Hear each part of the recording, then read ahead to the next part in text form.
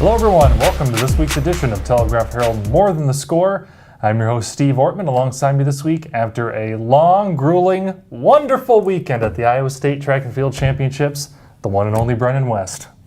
It definitely was. It definitely did keep me busy down there in Des Moines. We crowned 10 champions this year, Steve. Wow. So I was doing a lot of work, but of course it was always super exciting. Yeah, now you're the man down there. You're the one covering it. In my book, kind of the coolest thing to come out of the weekend was Dubuque-Wahlert.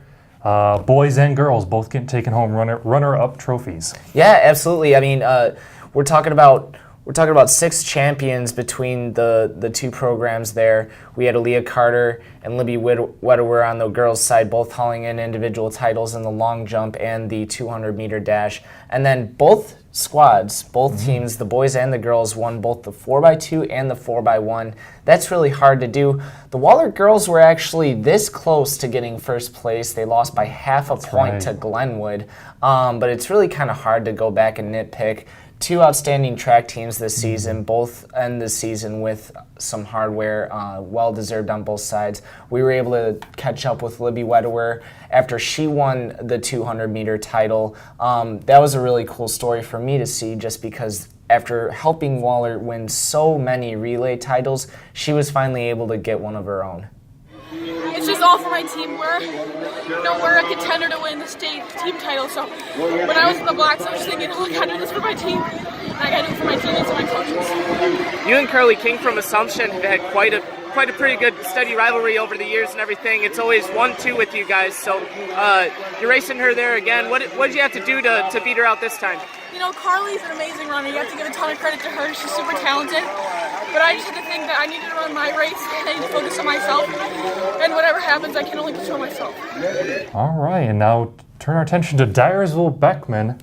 Heather Bockenstead bringing home a pair of back-to-back championships. Yeah, absolutely. First, this was all on Saturday, of course, the final day of the meet. Heather had helped Beckman qualify in the shuttle hurdle final, and she qualified herself individually in the 100 hurdle final. Beckman was reigning champs in both of those, and they definitely took care of business in the shuttle hurdle. The big surprise, though, actually, was when she came and joined the just running solo on the 100 hurdles.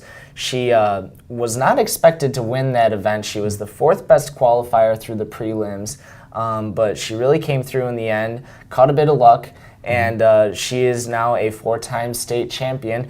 I was able to catch up with Heather after the shuttle hurdle, and she just had some really fun things to say about 2 seniors joining up with 2 freshmen to bring home another Trailblazer championship.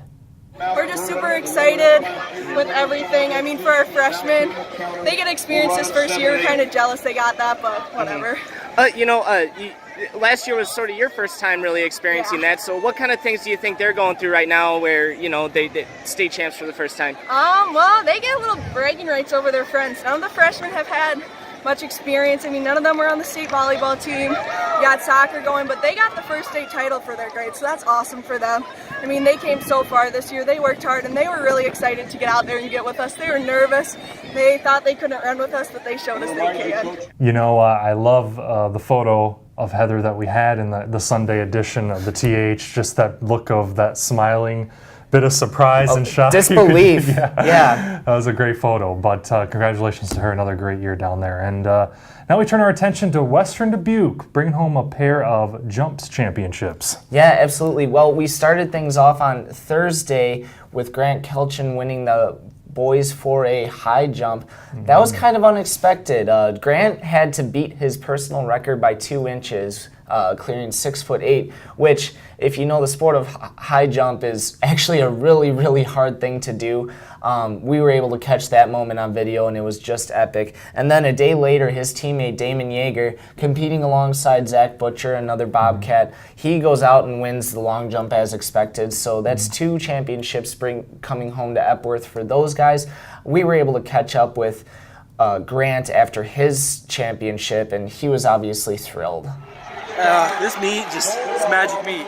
Everybody that seems to be is running faster times, jumping higher, and just having my time today to get what I came here to get. Yeah, I noticed after you cleared 6'8", you actually had to, let loose a little bit. kind of lighten the load. Was that to actually try to clear 6'9", like release a little bit of that weight, or was it nerves, or what was going on there? Oh, it was just the nerves. I don't know. I just got over there and I was like, I don't know, just felt it, and Yeah. it happened. So. What did it feel like to clear it? I can't even explain the feeling. The greatest thing I've ever felt. Just to fly over the bar, not even touch it, you just know you're good.